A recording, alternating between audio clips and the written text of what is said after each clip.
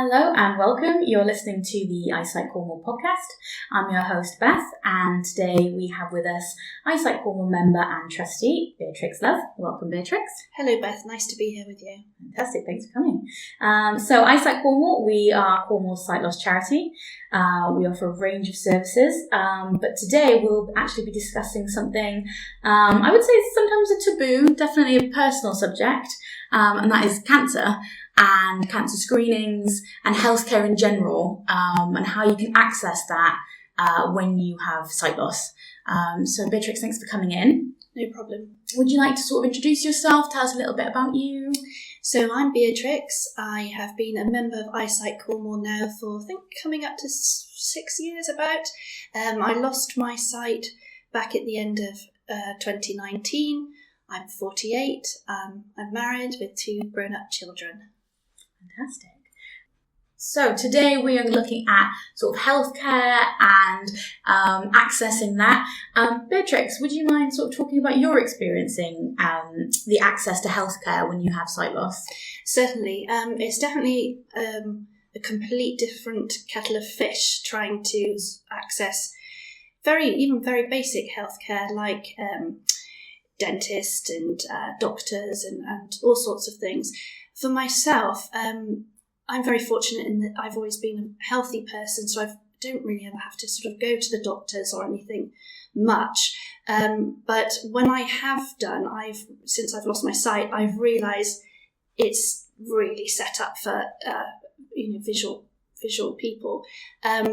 So I've always had to have somebody with me, usually a family member, to help me get to the doctors. I mean, I can phone up in, obviously, book a doctor's appointment, but everything's pushed online now, so they don't really want you to phone up and speak to them in person. You get the long sort of voice recording that says, get onto the website and do this, that and other. But that's really not accessible for many visually impaired people, especially if you've just lost your sight and you don't have those skills yet. So yes, it has been quite a learning curve, and I found that a lot of healthcare providers don't really understand sight loss or know how to make themselves accessible, and you have to be quite an advocate for yourself and say, I need you to do X, Y and Z, and then once you've sort of got the appointment and you're going to the hospital or whatever, you've got the whole negotiating the building and how to get to the right clinic and all that sort of thing, which is quite stressful and difficult even when you can see. So I do think in general quite a bit more thought needs to be put into how do visually impaired people access different types of healthcare. Yeah, absolutely. Absolutely. I mean, in terms of sort of barriers, what would you say are sort of the biggest barriers when you're trying to access, say, your GP? If you needed to make a GP appointment and you didn't have someone that could help, what bits would you struggle with? I think the push to everything being online is a struggle. And when you get to the GP surgery, they have all these sort of self-check-in things now that are all touch screens, which are not accessible to visually impaired people, and they try to sort of make it a very self-service situation, so that is a very difficult thing to navigate. That's fine, sorry. So the other thing that I find difficult is accessing literature and information from healthcare providers. For instance, I'm a patient with Moorfields Eye Hospital, and although that is an absolutely fantastic eye hospital, in fact, I think it's just been ranked number 1 in the country this week, they do send out paper letters in standard print. So yes, you can access these letters online, but again, if you're new to sight loss and you don't have those skills, or you might be elderly with sight loss and not, have other disabilities that might prevent you from doing that, it's very difficult to get this printed letter in any other format. don't know that it comes in audio. I have requested and it's never sort of happened.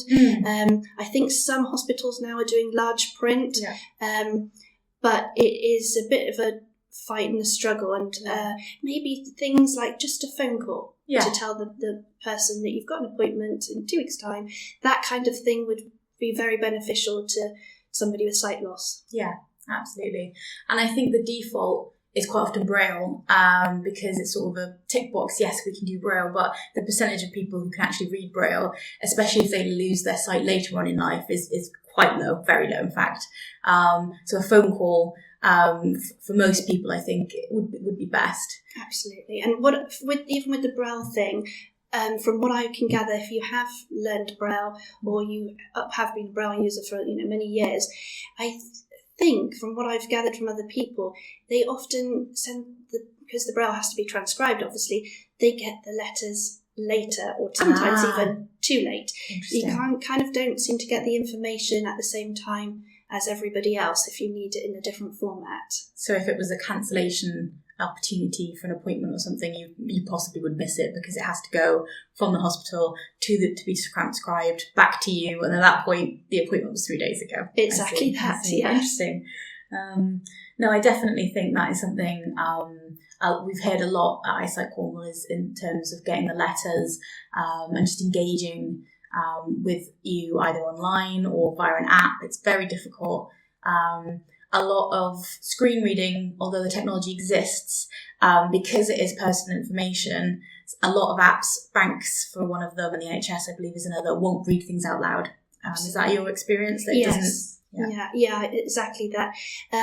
And not all tech works all the time, you might be learning it very slowly, like I am, or you might not have the availability for the tech. I just think nothing can compare to human contact. Absolutely. And is that sort of peering our lens towards cancer screenings in general? Is that a similar experience? What's your experience with being invited to, cancer screening or something along those lines? So since I've lost my sight, I have gone for breast cancer screening. I thought I had a lump in my right breast, and I contacted the GP. She saw me, and I have a really good relationship with my local GP, and I've kind of almost sort of trained my surgery to how I want them to be. So I'm very comfortable with going there. And anyway, my Dr. Fern, shout out to Dr. Fern, she's lovely. She sent me to the Mermaid Centre. And I have to say, the Mermaid Centre is absolutely fantastic. They took such good care of me from the moment I got to reception. They took on board the whole visual impairment situation. I had constant sort of contact with somebody explaining how long the wait's going to be, where I can wait, where I can get a drink, all that sort of stuff, down to somebody coming to collect me, and they guided me to the room where I needed to be examined. The team was so caring and compassionate and really explained everything to me, and audio described everything and made sure that I was well informed and gave consent at every level. I didn't feel like they took my power away at all. They were so charming and friendly, and then it had an ultrasound and we talked through that, and then I went into the room that you have a mammogram, which I know a lot of women are a bit scared of having. It's not like a pleasant thing to do. I can think of better things, but it's nowhere near as awful as you're sort of led to believe. And I had two radiographers looking after me through the mammogram, and they explained all the machinery to me and let me have a really good grope round of all the machines beforehand. So I knew what they felt like, what was going to happen. They sort of gave me words to say if I needed to stop at any time. And it was just a really, for something that is obviously, you do feel a bit exposed and whatnot. It's a very intimate setting. It is very intimate. They really helped me feel dignified. And I can't rate the Mermaid Centre in particular highly enough. It's they've got a fantastic team down there, and really it needs to kind of be, I think, a bit of a blueprint for everywhere else. Yeah, that's brilliant. That's so good to hear. And that word dignity, that is obviously so important, because it's something that I'd say is quite challenging to keep when you have sight loss, and people don't make things accessible, right? It's something, would you say that's something that people can, probably not maliciously, but it's something that they can take away quite quickly? That's right. And take it away without realising it, by not giving you information that they take for granted because they get it through their eyes. And, somebody like me wouldn't have that information, or to make, a choice on your behalf. And things, when you're dealing with machinery or instruments that you might need to have used on you during, intimate procedures, you don't want, these to be sprung on you. You want to be able to feel them and know what's going to happen and have that control over saying stop at any time. So I think you could feel very violated if your dignity is not sort of kept intact. And I felt just absolutely, fine after my mammogram and my ultrasound at the Mermaid Centre, and it was, thank goodness, it all turned out absolutely with no problem anyway. But really good, I imagine if there's a visually impaired woman that doesn't have such good news, I would imagine they would be absolutely the best place to be. Fantastic, good to hear. And if you'd obviously you've had such a good experience, you'd have no hesitation going back. But I'd imagine if it was a negative experience, you'd be more hesitant to engage in the future, and that could lead to some people obviously having things missed, or costing the hospital more money in the long run by not running a good service because people don't want to engage. Well, exactly that. People delay going, don't they? And then obviously things can get worse, and then it's much more traumatic for the person to deal with, and obviously the costs in the NHS. So it has to be a good experience the first time, and and every time, because this is people's health at the end of the day. Yeah, absolutely. So we've talked about sort of the breast screening side of things.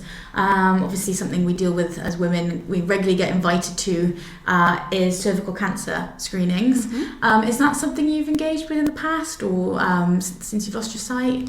So I've had my screenings in the past when I had sight, and then I had my last screening I can remember the date. It was February the 14th, 2020, because it was just before the pandemic. So I went for my screening then for the first time as a blind person. And I was this is when I lived in the Cotswolds, so I already knew my doctor there very well. I knew the building, I knew the staff.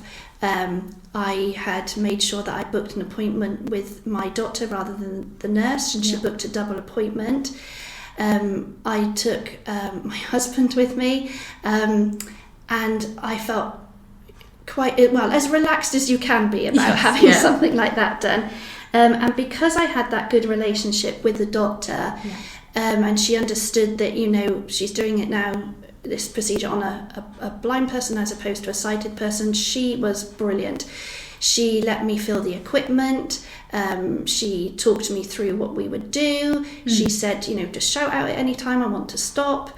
And we took our time, and we had a few jokes, and it was very calm and relaxed. And again, I felt totally in control.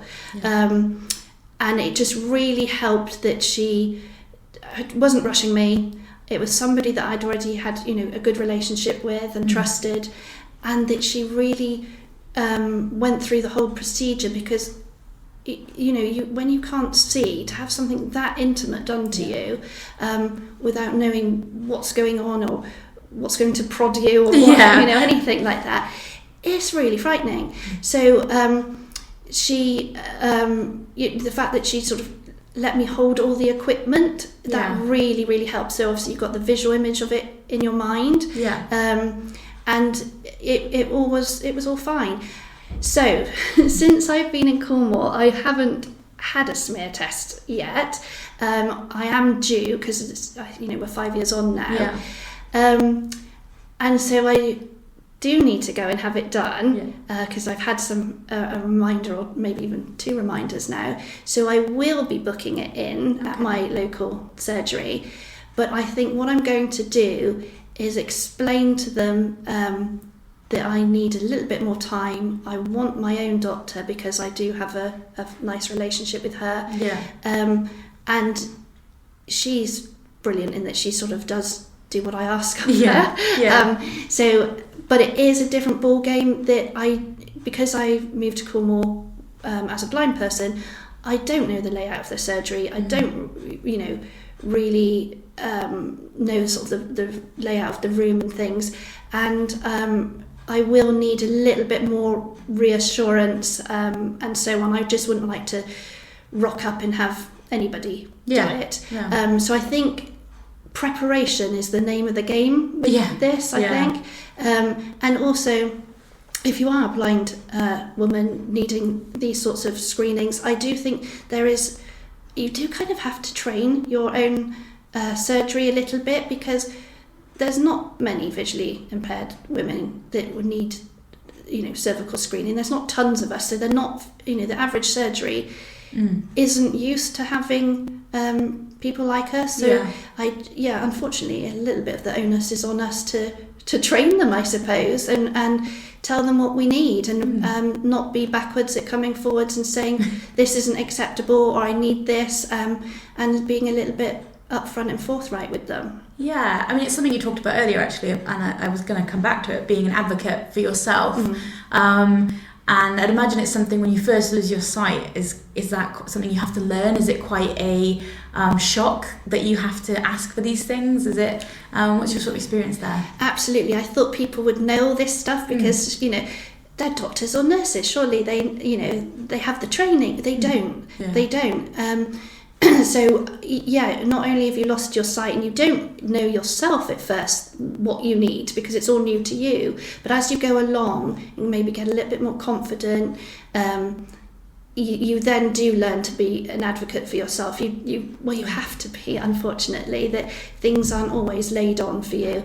The NHS, surprisingly, is not always accessible. I took those sort of things for granted. I thought, the NHS deal with people of all disabilities, surely, but unfortunately that's not always the case. Even within the eye clinics, they often don't understand visual impairment, which seems absolutely crazy, but it is quite a fact in quite a few eye clinics. I'd imagine it's something that a skill, as you said earlier, that you have to sort of learn.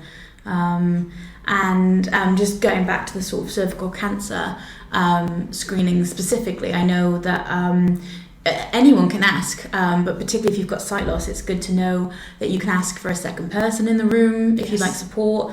That can be a family member, but it can be a member of staff, if you had someone there that you felt comfortable having. Like you said, you can have longer appointments, full descriptions of the procedure, the instruments, exactly like you said, where you can ask to feel them and have a proper description given to you of what's going to happen, and communication throughout as well, obviously, when it's going to happen and that kind of thing, so it's not a shock. That's right. You don't want any long silences when that sort of thing is going on. Absolutely, it would be a bit tense. So these things do exist, but obviously, as you said, not every GP receptionist or doctor might think that that's something you need, or they see so many people, they might not even consider it. So I think advocating for yourself is really important. But what would you say to healthcare professionals, if there's any listening, that could help them maybe help maybe someone with sight loss feel more comfortable or in control? I think ask that individual person, because I can't speak for all visually impaired people. And each visually impaired person's needs are different, because there's different level of sight loss or different backgrounds, different traumas they might have had. So I think the best thing is to say to that person, what do you specifically need? I mean, some people might just sort of need a bit of a light touch service, and other people might need much more in-depth support. So that empowers the person if you ask them, how can I help you? Do you need anything? Yeah, great. That's a really good answer. So we've sort of talked about the screenings. Is it important to you that you engage? Is it something that you think is important for other people to do? I wouldn't want to sort of force anybody to do anything they don't want to do at all. I do go and get the basics stuff done, but just because, just to check, and it puts your mind at ease. I'm a healthy person. I'm not expecting anything to turn up in these screenings, but it is just a nice thing to sort of tick off your list and think, and a bit of a preventative, like you go to the dentist, not because there's anything wrong, but because you just want to keep everything in order. So I like to sort of know that I'm healthy, and that puts my mind at rest. And I know some people don't want to know, and so it is a very individual thing. But whilst it's there, I usually do take advantage of it. Fantastic. And you talked earlier about when you sort of went for your breast screenings because you sort of found something you were unsure about. Is that something that you do regularly, that you check your body for? Has that changed since you've sort of lost your sight? Could you talk me through that a little bit? Yeah, certainly. I had been moving the treadmill at home, and I'd forgotten that I'd left it in the hallway, and I walked into it, and it caused a bit of a lump in my right breast, and so that's why I ended up at the Mermaid Centre, and it was just a bit of sort of bruising and scar tissue. So that's why I ended up there, just to be on the safe side. Absolutely. But I do regularly check my whole body, really, because when I'm in the bath and having a nice soap, I think that's the best time to do it. You can relax and use the soap as a bit of sort of a slip and slide, and then you can check your breasts and really get to know all your body by feel. So if there's anything you think, that wasn't there before, you can get somebody that you trust with sight to look at it, and they might just say, it's nothing, or if they're not sure, then that's when you would sort of obviously approach the doctor. But I had a little skin tag thing form on the inside of my arm, and I found that whilst I was washing, and I thought, oh my goodness, what's that? And checked with my husband, and he said, it looks like some sort of skin tag. But we weren't sure, so I went to the doctor, and she checked in. She said, absolutely nothing to worry about, don't need to refer you to dermatology, you're just getting old. So put your mind at ease in one way, but also insulted you in the other. In the nicest way. It's sort of it's a nice thing to be able to get old, isn't it? It's a privilege. So I think, yes, as a visually impaired person, you can do a lot by touch, definitely. And just really feel around for anything new. It's changes you need to look for, I think. With skin things, though, you can sometimes, it can't be something you can feel. It might be a change in the colour, for example.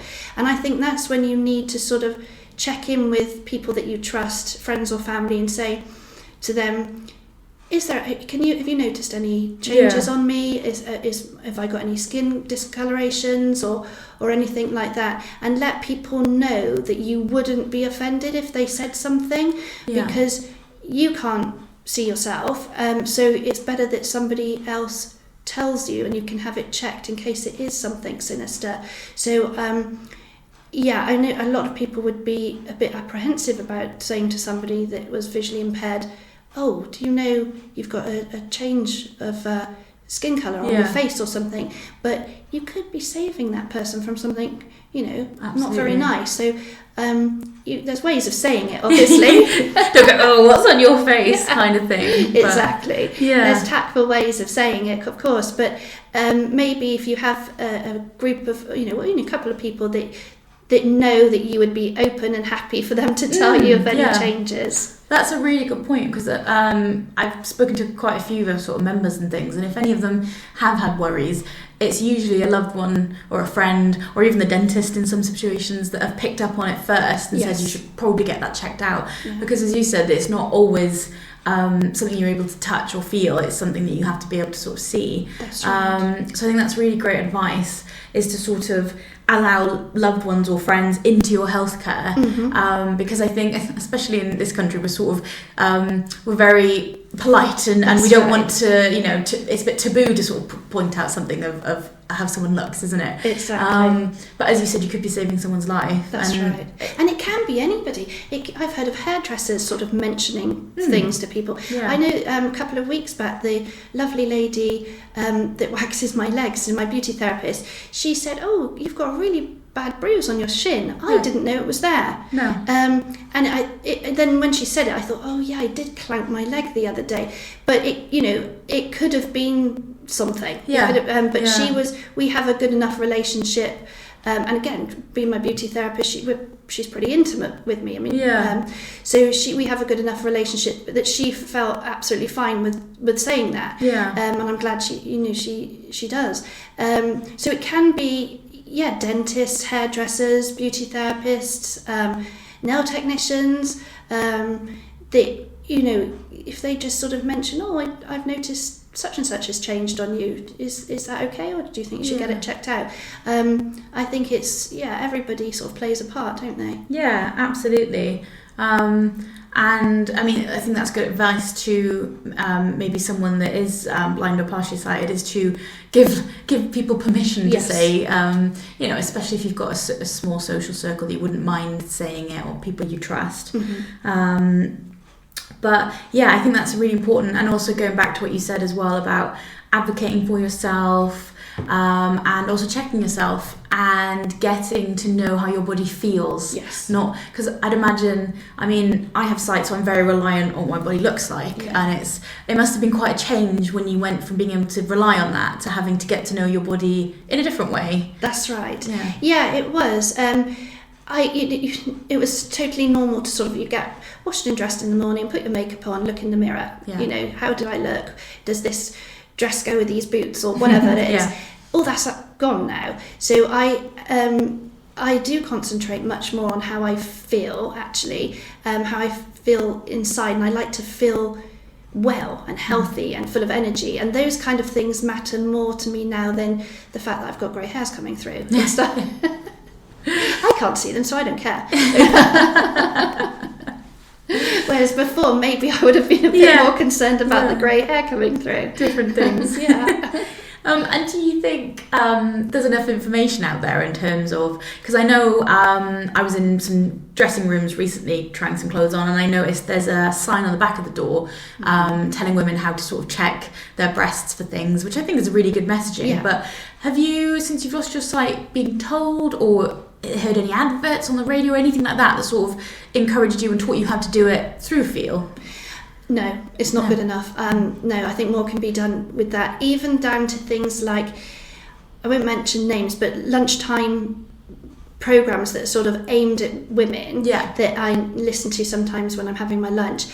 They are so visual. They will say, they do great campaigns for things like breast screening, and they'll say, "Come on, ladies, this is how you should do it." And then there's a silence, and you think, they're obviously showing people how to do it, rather than audio describing it. That kind of thing is all the time.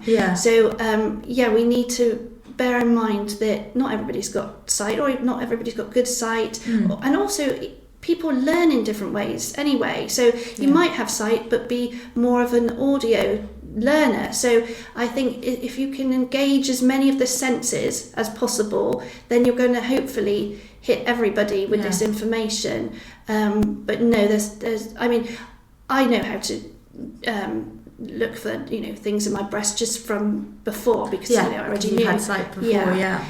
But obviously not everybody has sight beforehand, or and information changes as well. Things are updated and procedures change, and you also find evidence comes to light that actually we might have not been sort of doing it the best way, but now here is the best way to do it. So we as blind women, we need to be updated with this stuff. Yeah, no, absolutely. That's a really good point. But yeah, brilliant. Well, is there anything else you'd sort of like to bring to the table, or any other experiences you'd like to share? I think if anybody is having any sort of access problems with any of this stuff, usually the provider's not doing it on purpose, they just haven't thought about it. So sometimes even just an email to say, I'm finding this difficult, please can we change it, can get things changed. So don't forget to advocate for yourself, or if you feel like you can't do that, ask a friend or family member to give you a bit of a hand and a bit of support with it. I think that's a really great message. Thank you very much for joining me. Thank you, Beth. And I will speak to you very soon, I'm sure. Take care. Thank you. Bye.